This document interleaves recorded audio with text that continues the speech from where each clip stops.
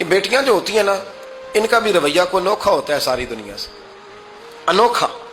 میں کبھی کبھی کچھ ایسی باتیں کرنے کو دل کر جاتا ہے کہ جو کر گزرتے ہیں۔ ایک صاحب مجھ سے ایک دن کہنے لگا، حضرت صاحب بڑی مشکل میں ہوں اور اتنا کٹھن وقت آ گیا کہ کوئی حال ہی نہیں۔ میں نے ان سے کہا کہ اپنی اماں سے دعا کراؤ، مسئلہ ٹھیک ہو جائے گا۔ میں نے لگا اماں تو انتقال کر گئی، تو میں نے کہا بہن سے دعا کراؤ۔ کہنے لگا بہن دور رہتی ہے، تو میں نے کہا پھر بیٹی سے کرا لو۔ آپ یقین کریں، اللہ کے گھر میں بیٹھا ہوں، رمضان کا مہینہ مجھے تیسرے دن ملا۔ کہنے لگا حضرت صاحب الحمدللہ اللہ نے میری مشکل آسان کر دی۔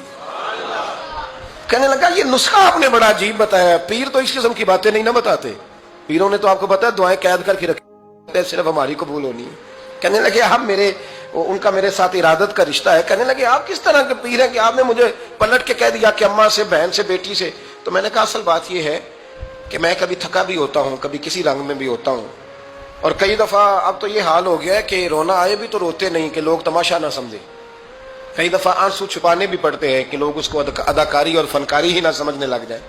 تو میں نے کہا یہ جو بیٹی ہوتی ہے نا، یہ جو بہن ہوتی ہے، یہ جو ماں ہوتی ہے، اس کو اشارتاً بھی آپ کان میں کہہ دینا مشکل میں ہوں تو یہ رات کو رو رو کے مصلی بھگو دیتی، یہ رو رو کے دعا مانگتی ہے بیٹے کے لیے، بھائی کے لیے، باپ کے لیے۔ اس کا رنگ ہر بیٹی پیار کرتی ہے، اور یقین کرے کہ کلیجہ ٹھنڈا ہو جاتا ہے جب بیٹیاں چھاتی پہ لیٹتی ہیں، تو لطف آتا ہے کہ اللہ کریم نے اس ننھی سی کلی میں کیا ٹھنڈک رکھی ہے کہ سارے دل کا جو ہے بوجھ اس نے ہلکا کر دیا۔ تو بتائیے پھر میرے نبی پاک کی شہزادی کی حضور سے محبت کتنی ہوگی۔